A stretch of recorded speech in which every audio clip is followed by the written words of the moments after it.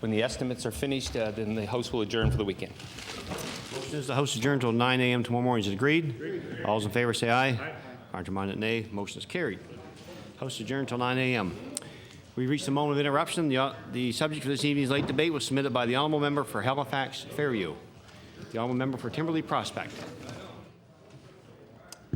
Thank you, Mr. Speaker, and I look forward to the opportunity over the next few minutes to discuss this important issue. I would like to bring to the members present the resolution. Therefore, be it resolved that this government immediately make public its transportation and public works priority list for secondary road projects. And I know there's members opposite, members of the government, backbenchers, who are just clamoring to have the opportunity to speak on this topic. And I'm looking forward to hearing their comments, because I'm not really too much used to reading it in the local papers. I want to hear them on their feet in this place so that they can make their case for the importance of having this list made public. And the priority list, whether it's in Queens County or whether it's in the member from Guysborough's County, that we have it very clearly laid out what are the priority projects for roads and improvements across this province as the paving season, and perhaps coincidentally, Mr. Speaker, the election season comes into full bore. But let me tell you before I begin, Mr. Speaker, how I began my day. I began my day today by going up into the community, I will call it, not the subdivision, because it's a community of 750 homes. 750 in Haliburton Hills and Haliburton Heights. And you come in on Buckingham, well-maintained road, you come over a bridge the Department of Transportation and Public Works did some work on because of all the traffic. And then all of a sudden, Mr. Speaker, you're on a gravel road. You're on a gravel road that you literally have to find your way as you swerve from one side of the road to the other. You turn onto Abbey Road, you then go up onto Abbey and come into Bingham, and then you go from there down Penny Lane. Now let me tell you, if you've now made the correct turn, you're back on a paved section. Now, does it make any sense that we're going from paved to gravel back to paved? That same community, the people have done the petitions. They've done their homework. They've made their views known. And that's how I began my day, by going to the homes of one of the people in there because of the good work they've done with petitions in trying to make sure that the HRM and the Department of Transportation are singing from the same song sheet, if I can use that expression. Now, I hear from a lot of people about this issue. I've tabled petitions in this House, and I will table other petitions, because as I speak, there is a young man from the community of Lower Prospect, and yes, Mr. Speaker, he was one of my students. Travis Humphrey is currently collecting names on a petition for work on the road in which he lives. I can tell one road after another and the horror stories that we have to face. In fact, this afternoon, I heard from Reg Pitts of 5 Percy Pitts Lane. He doesn't live in my constituency, but he did say to me, Bill, if you have a chance to talk about roads, is there any chance you could bring up the road that is in Chester St. Margaret's called the Peggy's Cove Road? Because my MLA isn't doing anything about it. So, Reg, here you have it. We are going to put the case before this House this evening, the necessity of doing work on the Peggy's Cove Road. The most advertised, well, Fortress Louisbourg is there, I understand that. The Spring Hill Miners Museum, the Anne Murray Museum advertises tourist destinations, but the Peggy's Cove Road is in embarrassing shape. From Indian Point down past the Swiss Air Memorial, I mean, Mr. Speaker, if you don't need new shocks in your vehicle, you need them on mine, because that's the way that I get down to the fishing villages the quickest from my area where I live. When I go to the Dovers, when I go to Terrence Bay, I drive through the riding of Chester St. Margaret's. Reg has it right. The road is embarrassing. Now, if the people would know the priorities for deciding this, if the people in the McDonald Lake subdivision would be able to say, well, we're going to get our road paved in 2004. It's on the list. we are going to get our road work done in St. Margaret's Village, then Paul Melanson would be very pleased with the fact if he was told, you got a ways to wait, Paul, you got the petitions in, you've done your work, but it's not going to be done until the fall of 2005. Those sorts of deadlines and those sorts of guidelines, Nova Scotians would be appreciative of it. But not this government and not this previous government. They are not willing to make their priority list public. In fact, we don't even know if the criteria is clear. So again, in this session of the legislature, I've introduced an important bill, this time called Bill number 15, an act to set the criteria for prioritizing road improvement projects. And let me just go over these priority projects. What we are saying. Yeah, order, please. I see the Honourable Minister of Transportation on his feet. If the Honourable Member would know he's not able to discuss the bills before the House at the time, and he's not going to read from that bill, I hope. I am not. Thank you. Referring to him. You can't, though. It's a bill before the House. The Honourable Member of Timberlea Prospect. Let's look at the criteria for priorities. Let's look at them. Let's look at if there was a clear criteria. Does that road help the economy in that particular community? Peggy's Cove Road. Does that meet the criteria? When was the last time it was worked on? Now, does that meet the criteria for one particular road as opposed to another road in this province? Or more importantly, what is the traffic count? What is the traffic count on those particular roads? Those are the types of suggestions that have been brought forward by other members in this House. That's the sort of criteria that Nova Scotians would like to have very clearly defined. Mr. Speaker, I'm going to table for you, and for the interest of the House, a priority list. It's the priority list for the HRM based on petitions. And this list includes 1 to 62. Last year, through the municipality grants, there were 8 roads paved, portions of 8 roads paved. And to the credit of the previous minister, to the credit of the Minister of Transportation, 3 of those roads were in Timberlea Prospect. And to the credit of that particular minister, the Prospect Road received 7.8 kilometers of precious asphalt.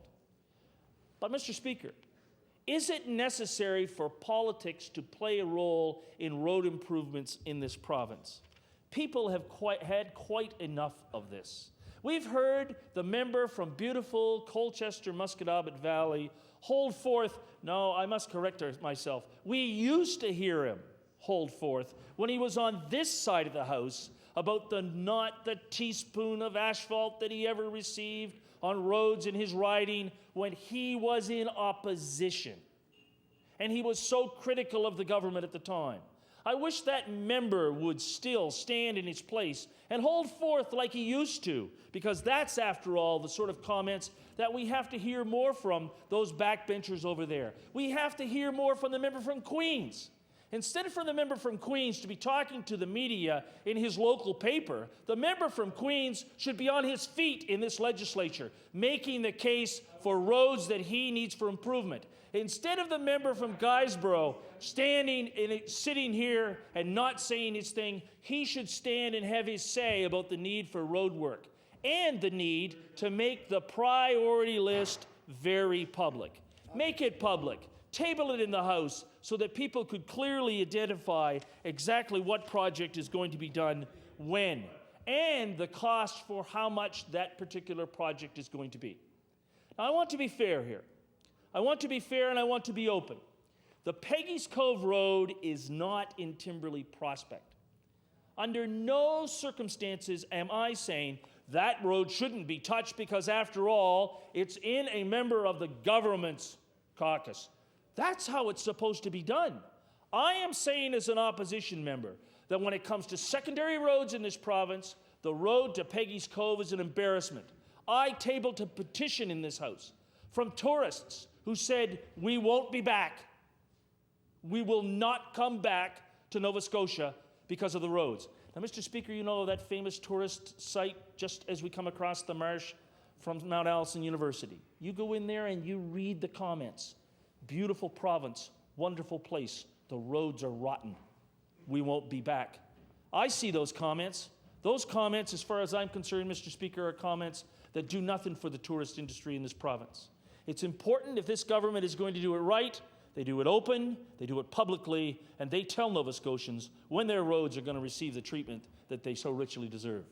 Thank you for your time. Thank you. The Honourable Minister of Transportation and Public Works. Thank you very much. Mr. Speaker, it gives me great pleasure to speak to this resolution this evening because, Mr. Speaker, I can indicate to the honourable member that this government is committed to transparency, is committed to doing the right thing, and will always do the right thing by the people of Nova Scotia. And, Mr. Speaker, we have restored a program that was eliminated by the misguided former administration, which did subdivision roads, Mr. Speaker. And we now have restored that program, and that's a cost-shared program between the provincial government and the municipal government, $1 million. which puts $2 million, $1 million provincial money and another $1 million of municipal money into paving subdivision roads in this province. And this money is split up equitably based on a population-style formula between the municipal units in our province. And the honourable member who just spoke, wanted to know, and I'm just prepared to indicate that based on the HRM, and this is always based on the municipal priority list. It's not a list established by the provincial government. That particular list is established by the municipal government.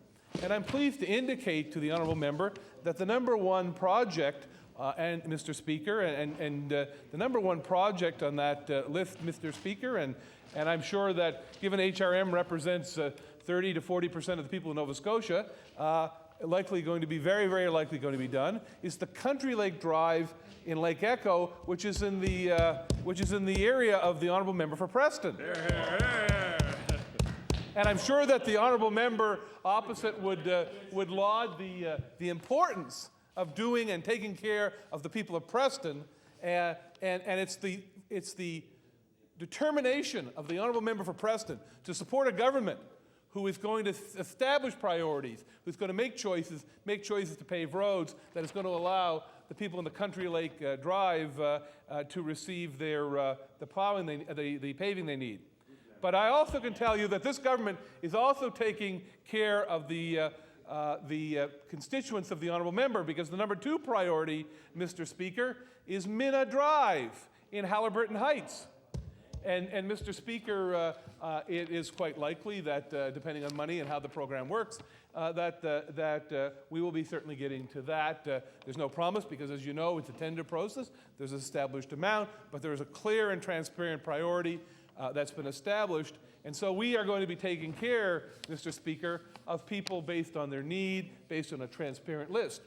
But Mr. Speaker, the shocking thing is that the former administration in this province did such a terrible job, and I'm going to share my time with the honourable member for the beautiful Colchester-Muscatawbet Valley. But it's a shocking thing. It's a shocking thing how transportation money in this province was handled before. Because I've heard the honourable member from the Colchester-Muscatawbet Valley indicate, Mr. Speaker, how during the Liberal years, the people of the beautiful Colchester-Muscatawbet Valley were ignored by the former administration, and they were neglected, and their interests of the roads were neglected by them. And I suspect that there was a period when the people from Cape Breton Centre had their priorities neglected by the former administration, Mr. Speaker. Yes. And Mr. Speaker, I think it's fair to say that that's why both the honourable member from Cape Breton Centre and the honourable member from Timberley Prospect and I and other members of this House voted to defeat the misguided Liberal administration in the election of 1999. And the people of Nova Scotia made a choice. And they made a choice to elect administration committed to improving the roads in this province, Mr. Speaker. Mr. Speaker, we have made that choice, and we are making tremendous progress. Mr. Speaker, and again, I'm looking to make sure I don't run out of time for my colleague, but I think it's worth pointing out that in 1998-99, Mr. Speaker, in Nova Scotia, the former administration put only $63 million in total capital into roads in this province. Shameful. And this year, Mr. Speaker, it's $106 million, almost a doubling of that capital project priority. You know, that shows the difference, the importance that this administration puts into highways as opposed to the former administration. And so, Mr. Speaker, I can tell you that the Department of Transportation and Public Works is committed to doing the highest priority roads, those that need the paving first. We will work through the list. We will do the best we can with the dollars available. We are making great strides. We've made great strides over the last number of years, and we're going to be making even greater strides in our next mandate, Mr. Speaker. With that, I'd share my time with the honourable member for the Colchester-Musqueam Valley. Colchester-Musqueam Valley. Yes, and I'd say thank you very much to the Minister of Transportation and Public Works. And I'd like to begin, Mr. Speaker, by saying what a difference a government makes. What a difference a government makes. Mr. Speaker, the former Transportation Minister, and I say former, Transportation Ministers Richie Mann and Clifford Huskelson treated Colchester-Musqueam Valley with disdain and contempt. Mr. Speaker, I couldn't even, in spite of the fact that Colchester-Musqueam Valley at that time was the second largest geographical riding in the province with the most gravel and asphalt roads on 200 and 300 series highways, we couldn't even convince the former ministers, the former Liberal ministers, to pave 1 foot, let alone put a teaspoon in a few potholes. And that was very unfair. But what this government did, just for example, and I know the honourable members opposite realize this, and I have to ask them if they're aware that this government established the Rural Impact Mitigation Program, the RIM. Roll up the RIM to win. Well, I just want to tell you a little bit about the RIM. When we're speaking about fairness, on a proportional basis, each Department of Transportation and Public Works base in this province receives the same amount of funding on a proportional basis, equal. It's a fair program, and not just Tory ridings receive the benefits of the RIM program. The NDP ridings do, as do the Liberal ridings, and I'm sure if we have an independent in the House, the independence riding will receive a fair amount, because that's what fairness is all about. And yes, this government, over the term of its mandate, nearly doubled the capital fund for the Department of Transportation and Public Works. And Mr. Speaker, I'm so pleased that I can now stand up and tell my constituents that Colchester-Musqueam Valley is receiving its fair share. Sure, Mr. Speaker, like you in Cumberland South, you stand up and advocate on behalf of your people for roads, as does the minister from Lunenburg. But now we can go back and tell our constituents that Colchester-Musqueam Valley, Cumberland South, Lunenburg, and all ridings, the 52 ridings, are receiving their fair share. And I know the member for Cape Breton West, in fact, did receive some pavement in his constituency. So that's what fairness is all about. It's about recognizing that it's not just the NDP and the Liberals that provide payroll taxes and benefits and all the services that we enjoy as Nova Scotians. It's Nova Scotians from one end of this province to the other, north, south, east, and west. And we're going to continue treating Nova Scotians fairly, Mr. Speaker. And it's a very, very well-received and pleasant change, Mr. Speaker. And I remember when Mr. Huskelson, especially being the minister in his short tenure, he used to say every once in a while, we want to work with you guys. We want to work with you. But he used to say that every time we come into the House. Now, where did you tell me those roads where the people were looking at? Where did you say they were every time we come in? He seemed to forget conveniently. And this is the gospel, Mr. Speaker. He seemed to forget, and he'd say, now, where did you say that was from, where and to? And then you come back in, or 2 weeks later he'd phone, and Mr. Speaker, Mr. Huskelson got exactly what he deserved, because he didn't treat Nova Scotians fairly. He didn't treat any of the Tory ridings fairly, nor did Richie Mann. And it was sort of humorous to see the present member for Richmond stand up on his pins today and claim that Richmond needed all this pavement. Well, the former member paved everything down there that moved, and even some things that didn't move, including, I think, a turtle got in the way one time, and they just paved right over it, Mr. Speaker. So, what we're going to do is try to be fair. We've increased the budget from $63 million in '98 to $106 million, and I hope that, we'd all like to have more than our fair share, but we have to be fair and recognize that all members deserve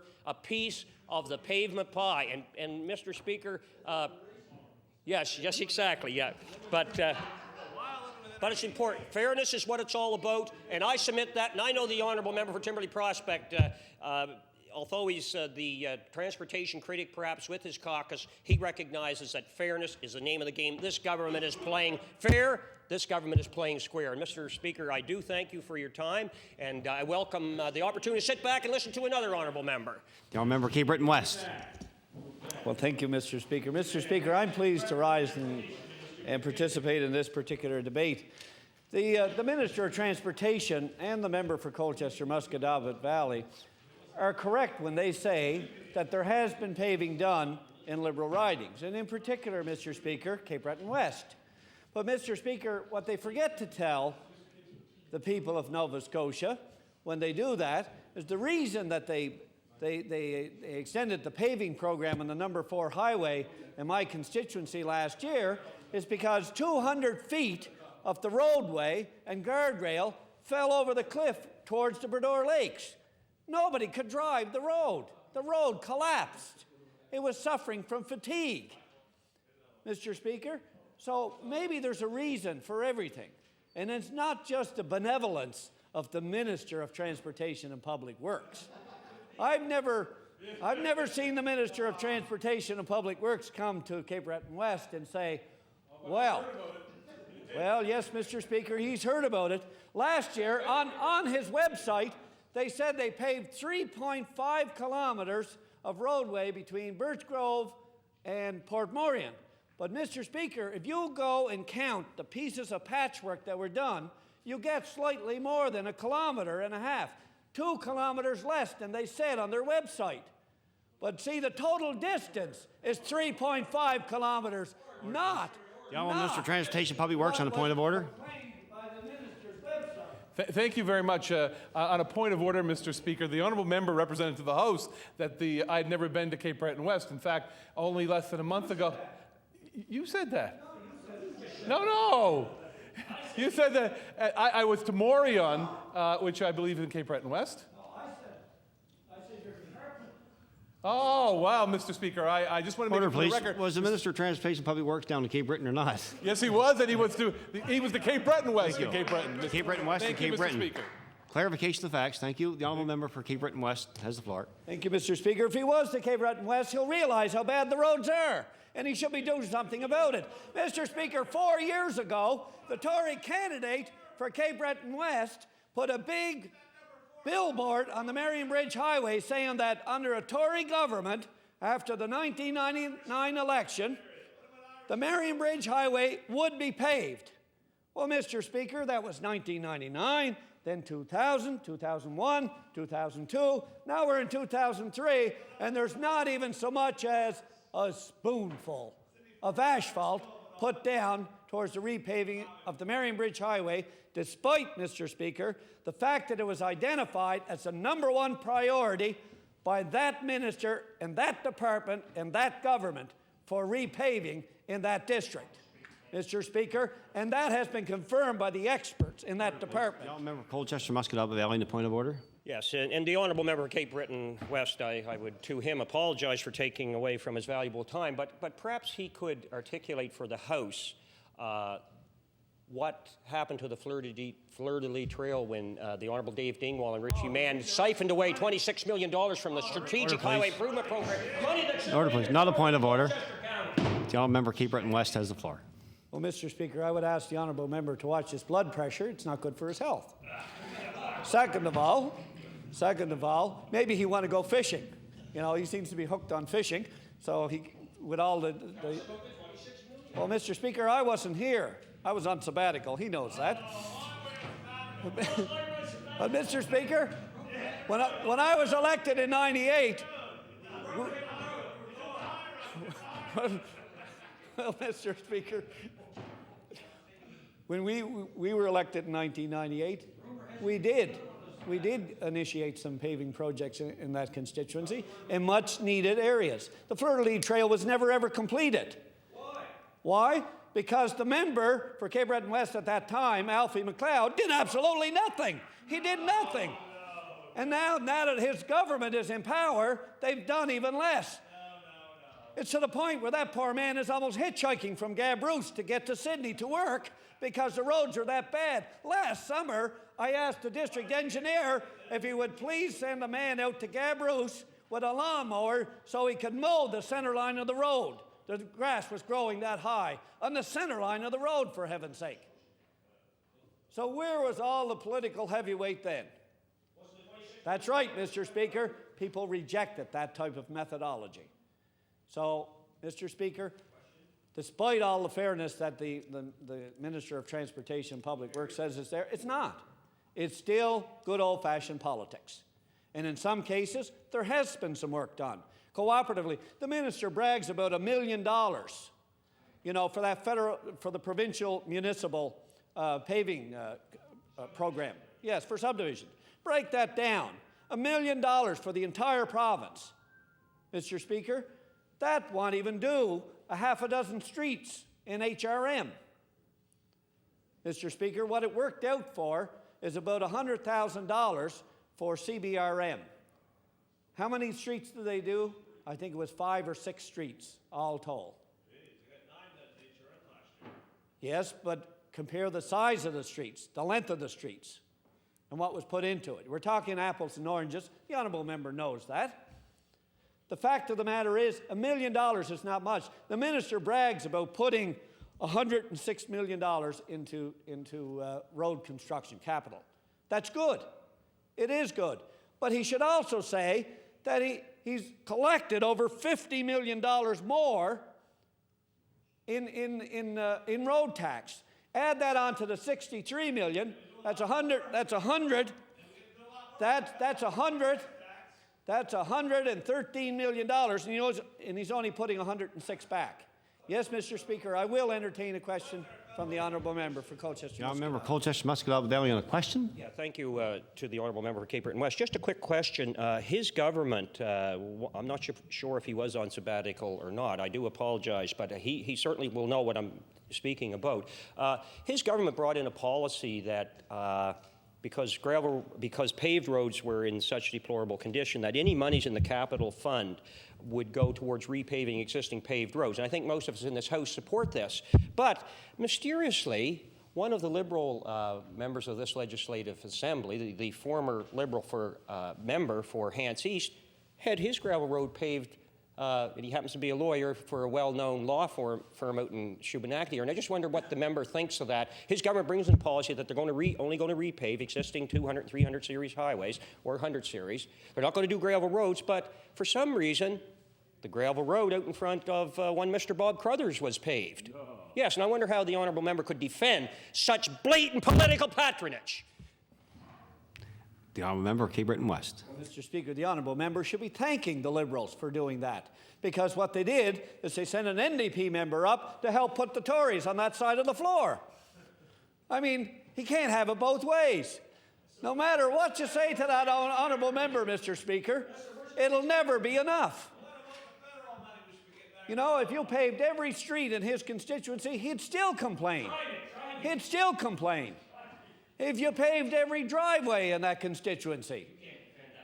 Well, Mr. Speaker, under former Tory government, you remember the big ruckus that was down in Guysborough County? The gravel, you know, using public taxpayers' money to gravel private driveways?